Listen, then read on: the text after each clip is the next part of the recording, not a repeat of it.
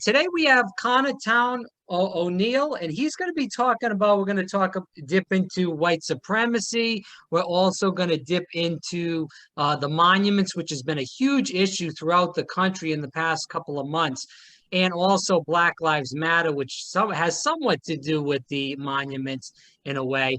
But we got a lot of issues to dip into. His new book is Dawn Along with That Devil's Bones. So Dawn, along with that Devil's Bones. And again, this is Towne O'Neill. Thanks so much for coming on the program, Connor. Greatly appreciate the time today.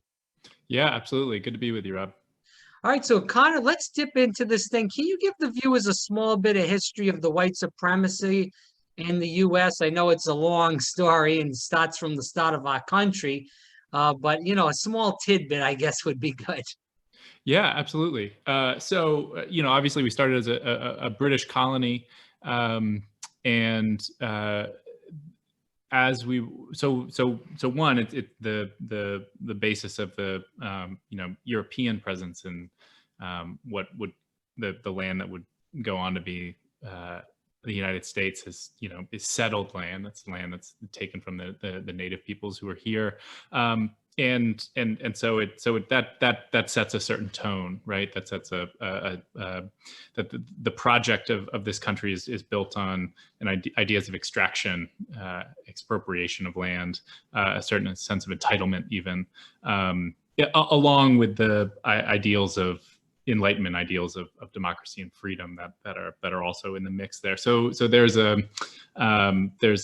contradictions built into the beginning of a European presence in North America. The labor that was used to build the colonies, of course, comes one from indentured European Americans who would come over, maybe trade a sort of ticket over to the New World in exchange for several years of indentured labor.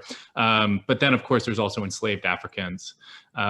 And that posed a certain amount of problems for the planter class, for the colonial powers that be, because you have a large amount of people who might align along class lines, find some solidarity between indentured servants and enslaved Africans. And so how they solve that problem is to build on this idea of whiteness that doesn't have any sort of biological foundation. This idea of race as it exists in America is really a political idea, a way of sorting power. And so what you, in a really sort of Machiavellian way, you see at the end of the 17th century into the 18th century, these ideas of whiteness, of a sort of racial hierarchy being established in the very laws of these colonies, especially in Virginia.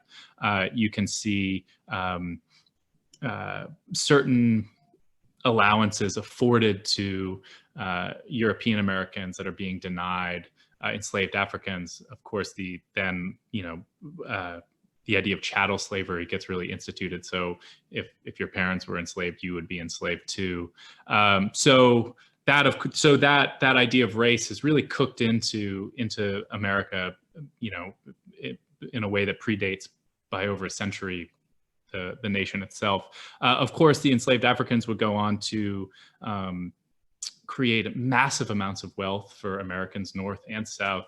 To say nothing of the physical, spiritual torture that enslaved people endured. They were also creating enormous amounts of capital. You look at someone like the historian Ed Baptist's book, The Half Has Never Been Told, and he really shows how all of the modern instruments of capitalism, speculation, mortgages, so much of what built the U.S. economy and built it into the behemoth that it's become, comes out of this legacy of slavery. And of course, slavery being a really morally bankrupt project, disastrously inhumane. In order to justify that, Americans told a story about an inherent inferiority of the men and women that they were enslaving. And this, of course, goes back to the colonial history that I was talking about a minute ago. This lie that, we can enslave them, and enslavement is maybe even a natural state for these men and women because they're inferior to us by virtue of their race. There's no, that's a justification. That's a lie. There's no truth to it, but it's what we told ourselves in order to justify what we were doing as we were building this country, because it was on the backs of these the people that we were enslaving. And of course, then that comes to a head in the middle of in the 19th century.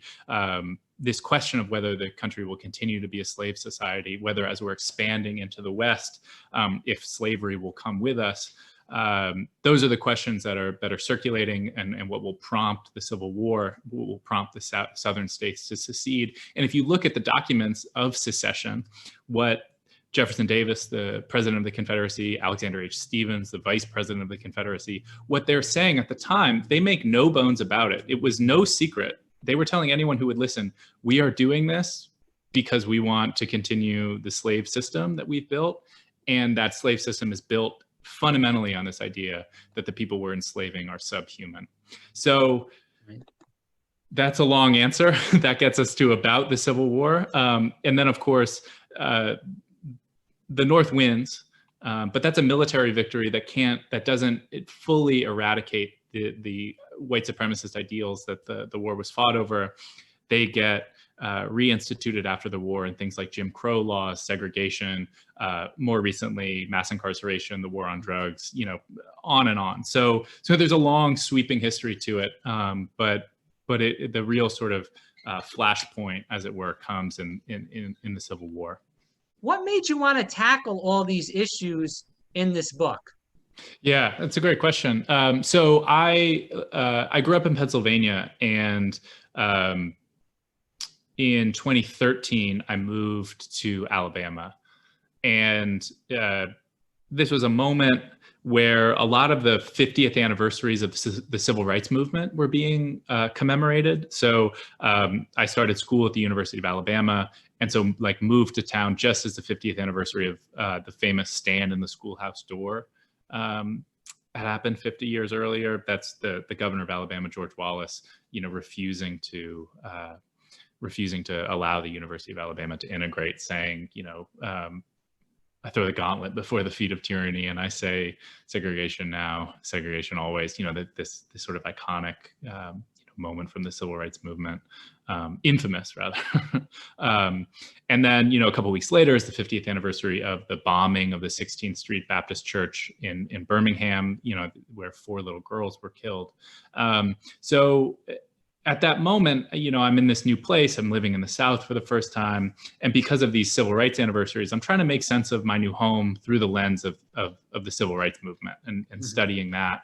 And the sort of received history of the civil rights movement is, yes, racism was bad, segregation was bad, but brave men like Martin Luther King stood up and marched and sort of solved this problem for us. And I think I had a kind of naive idea that racism was a problem for Black people, or race is a problem that Black people need to sort out. It doesn't really affect me. I'm a white person. I'm from the North. I'm a good liberal, whatever. It's feeling like I was sort of exempted from that history, and I could be reverent to it, and I could go attend these anniversaries, but it was something of the past. So then I go to the 50th anniversary of the Bloody Sunday commemoration, which is the Alabama law enforcement attacking civil rights protesters on Selma's Edmund Pettus Bridge. John Lewis was one of the leaders of that march, who passed this summer. And President Obama was there to give a speech, and it really felt like a sort of moment of progress. The first Black president was there.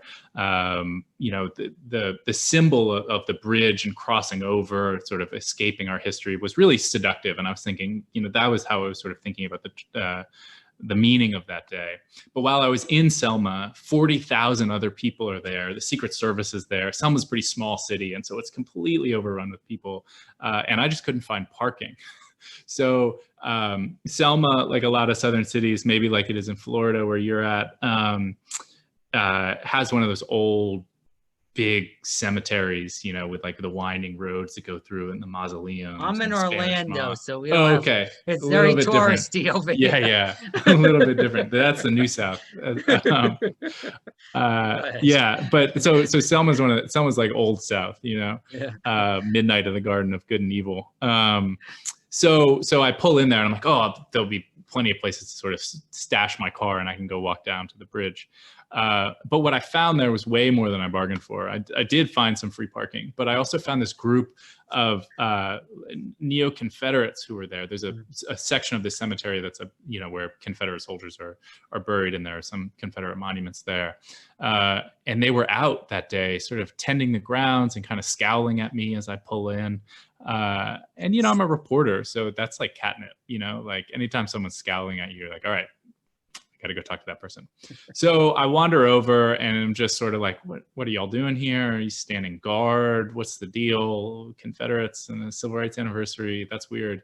And they tell me this long story about this monument of Nathan Bedford Forrest that they had put up and spent like the better part of the last 2 decades fighting about in Selma. So they put up this monument of Forrest, who Nathan Bedford Forrest, who is was a cavalry leader for the Confederacy, seen by some as this great military tactician, a sort of blue collar hero, but he's really reviled by others. He was a slave trader before the war. He's an accused war criminal during the war for his regiment. Killing, surrendering Black soldiers. He was the first Grand Wizard of the Klan after the war. I mean, he's really a really sort of polarized legacy. Some people love him, some people really hate him. And so putting up a statue of a guy like that in Selma was controversial. And so I had this weird encounter with the people that had put up that statue. And the weird sort of contrast that day, meeting those neo-Confederates on a day of civil rights commemoration, the dissonance of that kind of gave me whiplash. And I couldn't make sense of it, but it really bothered me and stuck with me. And really served as a counter to the way that I was thinking about that day. Like maybe we hadn't really escaped our history, or that there was still sort of unresolved battles from the Civil War that were still being fought to this day. And obviously had to do with race and how we remember our past. And so I kind of just went down this rabbit hole after that day, wondering what it meant to put up a statue of Forrest in 2015, why someone would want to do it, who Forrest was. And so those are the questions that I'm trying to answer in this book. And it became a much bigger project, of course, because a couple months after I had met these friends of Forrest and started doing some research, Dylan Roof murders 9 Americans at Mother Emanuel AME Church in Charleston in an attempt to spark a race war. And it became clear after he was arrested that he had gone on this weird sort of sightseeing tour around South Carolina, visiting slave memorials and mansions and Confederate monuments as a way of sort of steeling himself almost before he went to the church and committed this act of terrorism. And so in the wake of that, there are campaigns across the country, really, referendums on the Confederate flag, Confederate symbols, and of course, Confederate monuments. So as those start to break out, I start following the ones aimed at Forrest, the protest movements aimed at Forrest specifically, because of this weird encounter that I'd had. And that's really what I've spent the last several years doing. It's like following these protest movements to try and take down these monuments, and talking to the people that are trying to put them up or trying to keep them up, and just going deep on this battle about. How has racism changed in the U.S. since our founding until now? And because we hear a lot of people, I guess I should even go into this, saying we had a Black president. Barack Obama won twice, overwhelmingly with over 300 somehow electoral votes. It's not a racist country. That's just some made up thing by liberals. What do you think about that? And how has racism changed over time? Yeah. I mean, it really is tempting to look at the election of the first Black president and think we've gotten over this. It's tempting to think that, but I think the story of one individual doesn't hold up much when you zoom out and you look at the bigger picture. So there's a 10-to-1 racial wealth gap in this country right now. and that's not by accident, you know? Well, Like, even before, sorry to interrupt you, even yeah. before going into that, we look at Barack Obama, and I voted for him twice, but I'm extremely unhappy with the job that he did. But my but my thing is, when Barack Obama was in office, we saw Mitch McConnell say he wanted to make him a one-term president. We saw the attacks on him with the birth issue. We saw Mhm. the attacks that he was a Muslim. There was an attack about President Obama every day, and it was dog whistling for, racial identity politics. Yeah. And maybe you agree with that, maybe you don't, but No, for sure. I think that's a great point. Right. So even if you do want to just look at the individual, like his right. story exposes so much of that underlying and persistent racism in America. And, to add to that, I think it's a great point. And just to take it further, as soon as Barack Obama is elected, even while he's running, you start to see the number of hate groups, white supremacist groups in the country start to explode. So many start cropping up. The FBI is watching them for a while and published a report in 2009 saying, like, holy crap, like the prospect of having a Black president has inspired so many people across this country to join hate groups. And they publish it. And, to your point about the sort of Republican backlash, they call it a political hit job, and they force them with the Department of Homeland Security to withdraw that report. So yeah, I mean, right. So even if you just want to look at the story of Obama, like, he's exposing so much underlying racism in the country, from leaders in Washington to folks in Idaho joining the Aryan nations. So yeah, and of course we see that explode then in 2017 with the Unite the Right rally, and the ways that I think you can really read the Trump administration and so many of the policies that they're doing just as the backlash, just trying to undo as much of Obama's legacy as they can. So yeah, so I take your point. I think it's magical thinking to say, oh, we elected a Black president, well, like, we've solved it then. But I think it's again, it's tempting. It's the way that we want to think about the civil rights movement too. Like, oh yeah, sure, it was a problem, but then, like, some people marched and we passed some laws and it's all good now. But it's not all good, right? Like, I mean, I'm still thinking about that story you told about the woman giving birth while she's incarcerated. Like, the United States incarcerates way, way, way more than any other nation does in the world.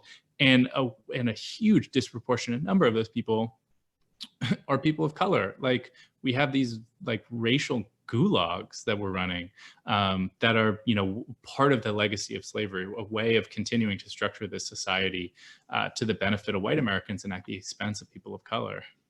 You talk about the Confederate monuments. Do you have, like, a statistic of knowing kind of how many there are still around the country? Oh, that's a good question. The Southern Poverty Law Center does a good job of tracking this. Off the top of my head, I think their last count, there were something like 1,700 symbols of the Confederacy. So that's like, schools named after Robert E. Lee, Confederate flags on public property. And I think like 700 of those 1,700 symbols are monuments. I think maybe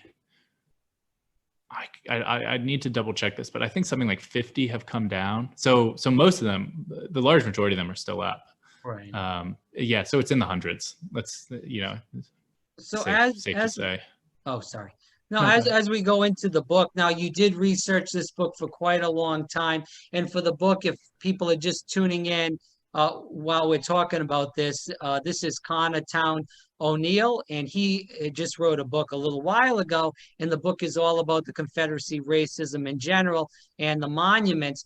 And the book's title is Dawn Along with That Devil's Bones. As we keep going into this, I have a few more questions.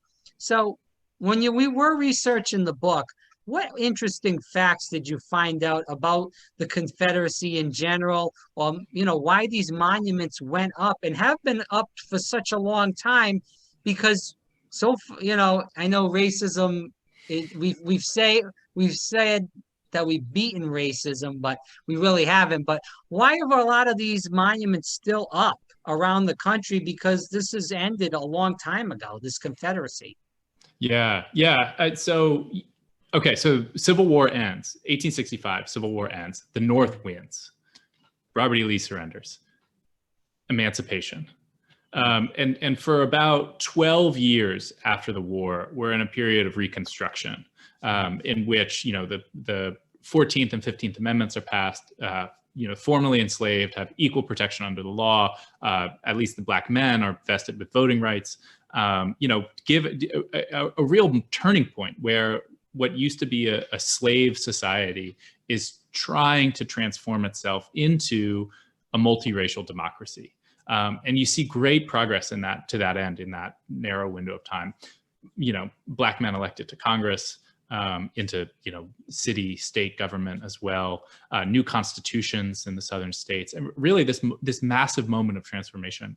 But of course, there's a backlash to it. This is the first iteration of the Klan, violence, voter suppression, lynchings. And a lot of those gains get clawed back. So by the 1870s and into the 1880s, former Confederates have returned to power, start re-implementing or implementing Jim Crow policies, segregation, taking away voting rights, systems of sharecropping,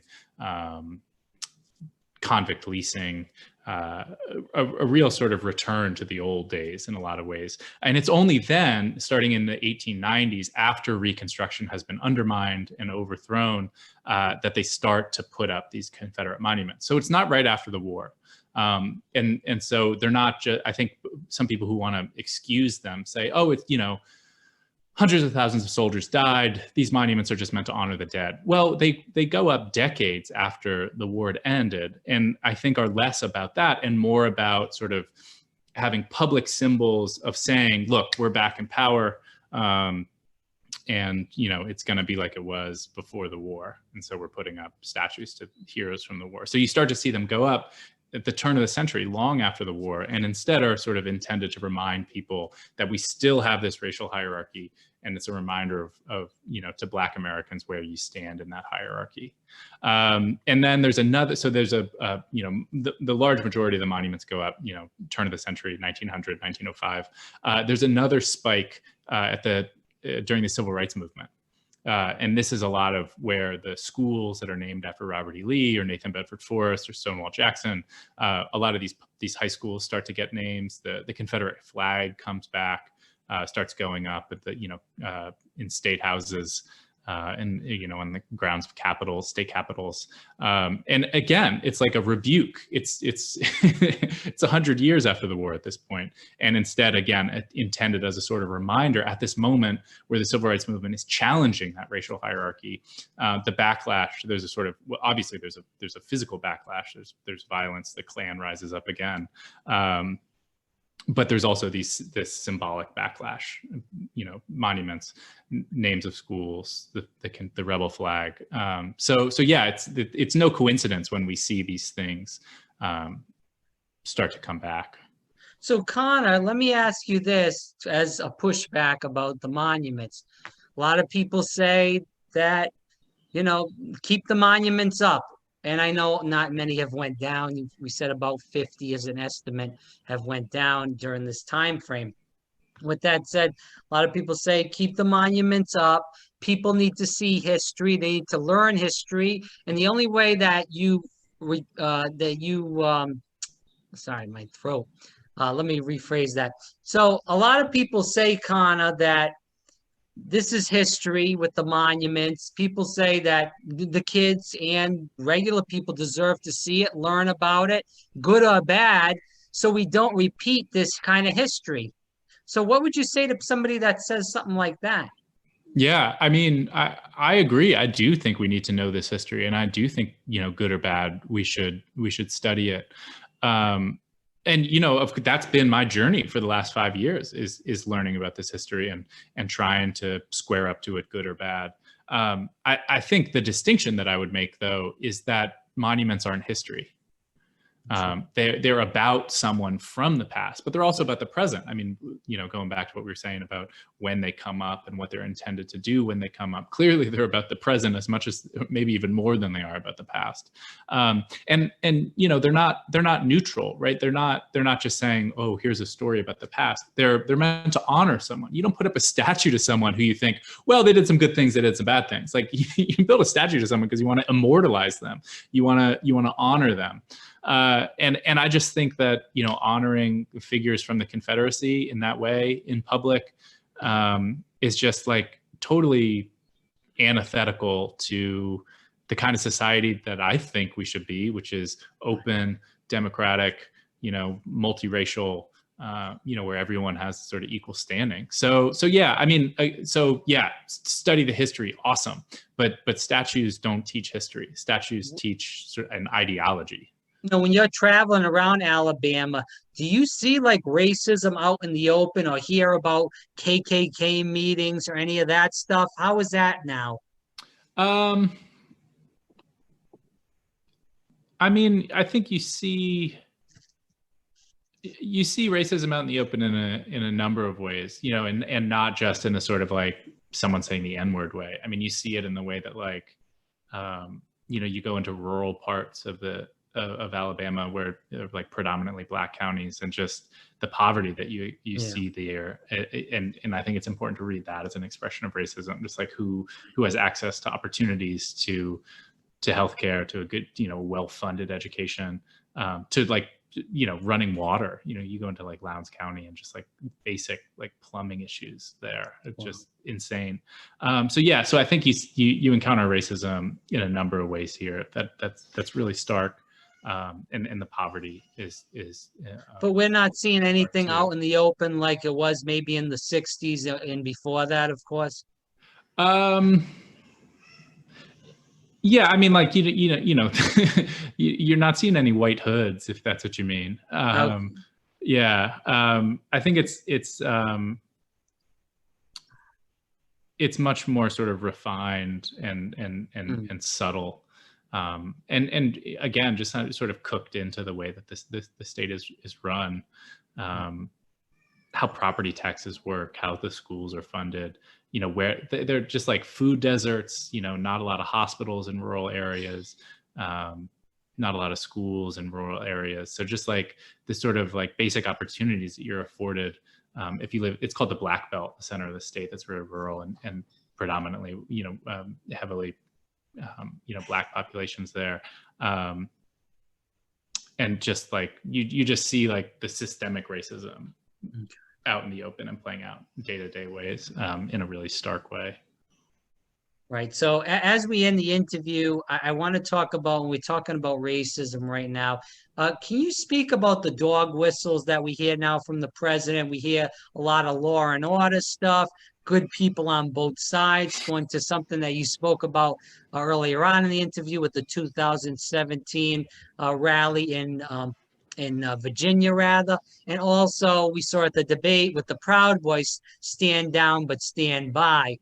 Can you speak about that? Because apparently there's a lot of people around the country that don't even believe that's racism. They think it's just talk, I guess.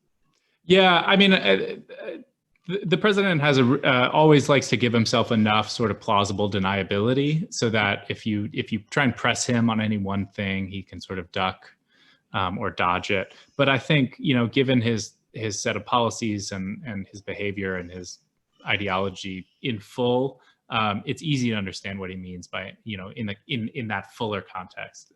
Even if any one thing he says, he might try and, you know, walk back the next day like he did with the good people on both sides thing. We know who he is, and the people who those dog whistles are intended for know who he is, and they know what he's saying to them. So, you know, people can get bent out of shape on CNN trying to interpret what he's saying at any given moment, but I think, like, you know, we know what he's saying, and more importantly and more, you know, upsettingly, folks like the Proud Boys know what he's saying. Let's go to the last two questions. What do you want people to take away from this book, Connor? Oh, that's a great question. I think I want people to take away from it a sense that like our past still continues to haunt us in the present, and it's not a rosy, you know, admirable past. There are longstanding injuries that exist in this country, and then I think if we can, if more of us, if enough of us can square up to that past and be accountable to that past, that's how getting that common understanding, being accountable to the past, that's how we get consensus for big picture, policies that will address the inequities that we have in this country in our present, Green New Deal and way beyond. Things are bad. Things are really, really bad right now. Things need to be addressed.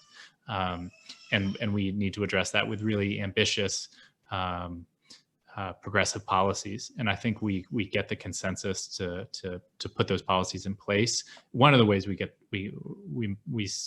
put those policies in place is coming to that, a different understanding of our past and what it means in the present. So that's what I hope people take away, a sense of accountability. All right, Connor, thanks so much for coming on the program. Greatly appreciate your time today. As we end the interview, can you tell people where they can find more about you and also find the book? Yeah, so you can find the book at bookshop.org. That'll connect you with a bookseller near you where you can get the book from. And I'm on Twitter at Towne O'Neill, TOWNEONEILL. Yeah. Thanks so much, Rob. It was really great talking with you.